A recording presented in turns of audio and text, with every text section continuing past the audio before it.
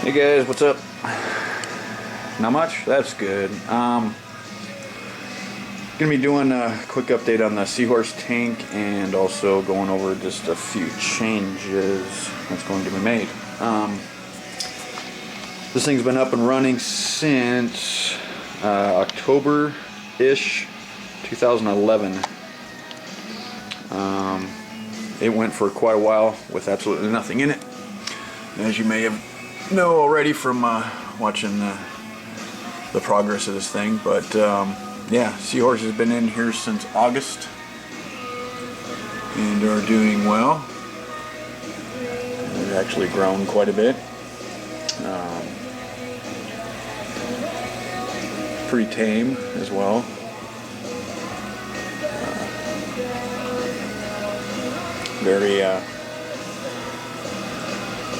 Very friendly, not very shy at all, and as it turns out, not very difficult, at least this type anyway. They've lost, if you remember, if you go back, you'll see they had some crazy ass spines and horns going up, but apparently they have lost them.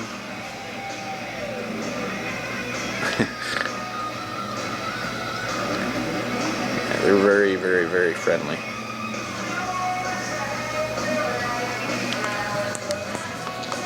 They're damn near hand fed. If I stick my finger in here, this will come up.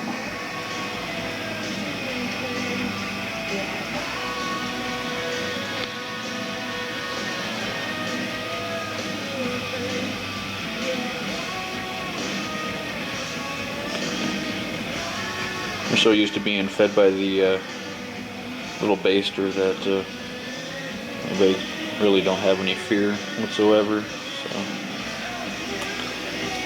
it's like, where are you going? You got food or what? What's going on? But yeah, as you can see, I mean, they've grown a good inch. Doing very, very well. I believe that's the male. He's the. You can see how big his stomach is. He got the most inflated part. She's a little bit more trim and sexy. But yeah, but they lost their spines. Apparently, they do that when they have absolutely no threat in the tank whatsoever, I guess. So look at the firefish is.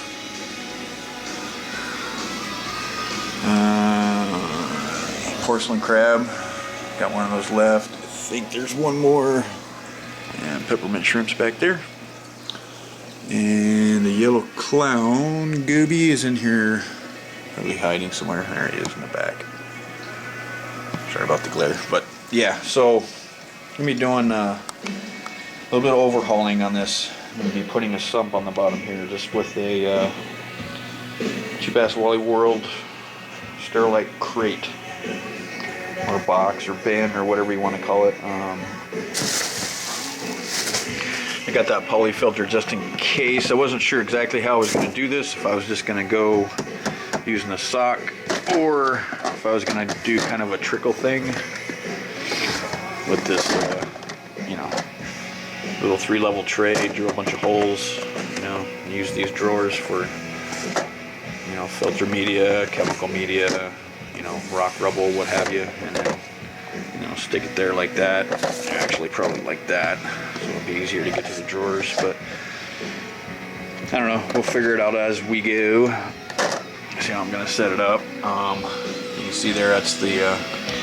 These are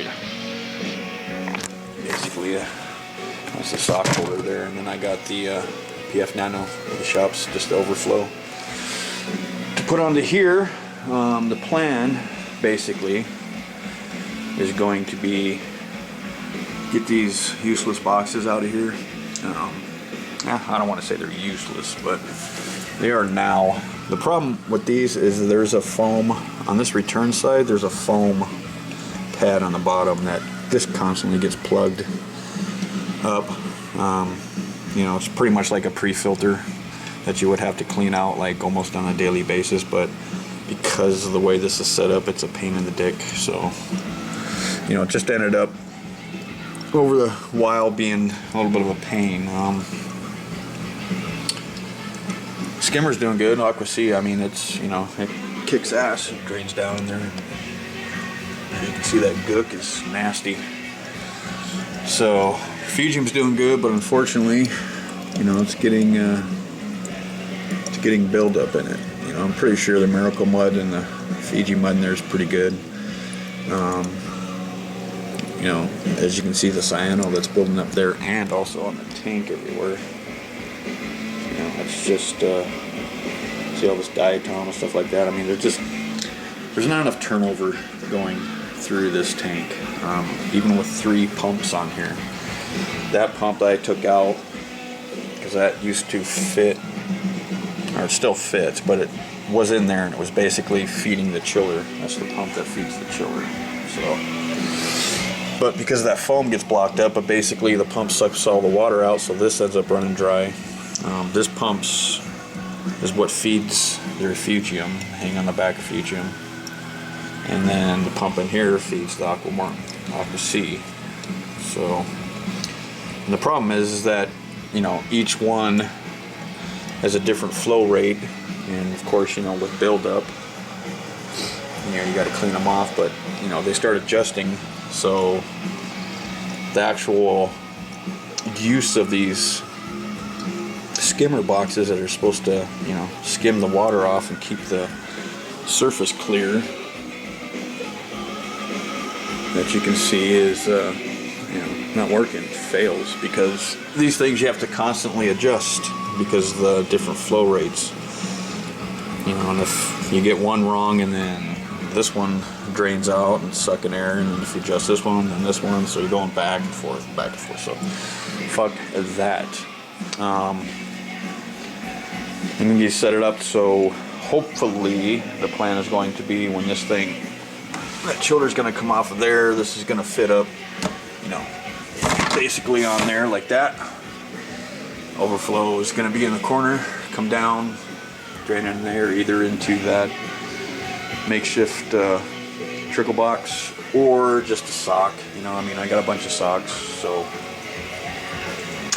you'll either just go down and do a sock, and then you know, this will just be a sump. You know, I'm not gonna, probably not gonna set the Fuge up or anything like that. It's just gonna be a sump, extra water, mechanical filtered, and then the return. What I'm hoping to do, depending on how this works, you know, is I want to put the skimmer on each, well, I want to put the skimmer on one side and then the Fuge on the other.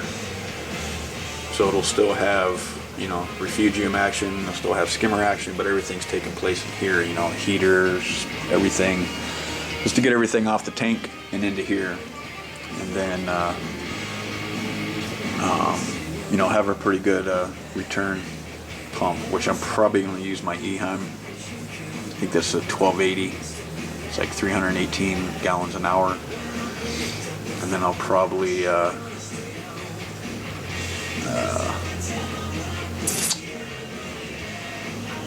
yeah. So that's the way that's going to work. It'll, and then this thing will just basically be full of pumps, and you know, the chiller will be running, you know, directly out of here, just chilling all this water. I'm gonna throw that reactor on there. Yes, as you can see, look at that. Nuked the tank. Yes, I did. I nuked the tanks. I couldn't deal with no sand. So the coral tank's gonna be bare bottom, and that's gonna be sand. Even though I did rinse it. Look at it. Look at it. Anyway. Back to the Seahorse tank, but yeah, see the buildup. That's the schmutz that it spits out now and every so often because of all the buildup and backup, and you know, it's just you know, it's time. I mean, look at the cyano buildup on here, diatom and detritus, all that, you know. If you may remember or not, I set this up. This is playground sand. As you can see, I mean, it still works. You know, you got raceways and all that, and you know, some pockets of gas going on in here. I'm slowly, as I do water changes and such, siphoning this silica sand out of here. You know, the playground sand. Like I said, it's not harmful. It's not detrimental. It doesn't, you know, it's not calcium carbonate or anything like that. So there's no real buffer action going on. But I don't have any corals in here other than the mushrooms that are fading out because they're getting absolutely no light from the marine lens single bright. But so we might be changing. I might be putting one of the other aqua illuminations on here and slowly siphoning out this playground sand and either replacing that with a coarser type gravel, just shallow, and I'll be vacuuming that, you know, when I do water change, just like you would, you know, a shallow sand bed or anything. You know, then I might put another Tupperware bin in here with you know, some Miracle Mud or something like that, if this refuge doesn't work out by setting up on the side, hanging on here. You know, it depends on the room that I'm gonna have as far as setting this up. You know, I mean, there's room on each side, which I was, you know, kind of planned. I was just gonna throw another 30-gallon tank underneath here and just kind of make a, you know, slated whole refuging type thing out of it, but there's no real need for that. The simpler the better, and you know, of course, cost. So yeah, that's basically what the plan's going to be. So overflow down to the sump, and then everything hopefully will be down in the sump underneath and in this area and out of the way, so there'll be absolutely nothing up here, you know, besides the light for right now. If we change that, you know, I'll probably either do a hanging thing from the ceiling. Definitely not high here, so it'll be a lot easier to do a hanging kit than it would be you know, coming out from the wall like I did on the Nano, which ended up kind of looking tacky after a while. I didn't like it, but yeah, so that's the major plan of what's happening. But yeah, I mean, it looks like shit. Sorry, but you know, healthy. Seahorses and everything, you know, I mean, everything in here is healthy. It's just you know, that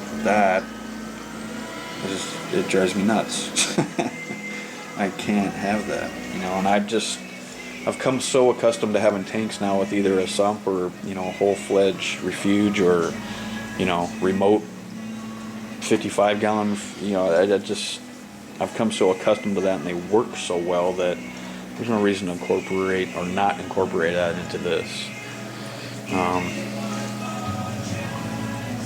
So yeah, that's what we're gonna do. So I'm not sure how much I will go into you know, parts of it that I'm gonna do, but you know, I'm just pretty much going over what's going to be done, and you know, I might just throw an update later of it being done and running. So just wanted to do a quickie on that, or longish or babblish, whatever update. That's what's happening, and I'll get back with you guys either with another update of the build in progress, problems, trials, tribulations, you know, just in case anybody else wants to do this and they run into problems, and if I run into the same problems, maybe it'll stop you from running into those problems when you do something. So anyway, let you guys go, and I'll see you soon. Bye.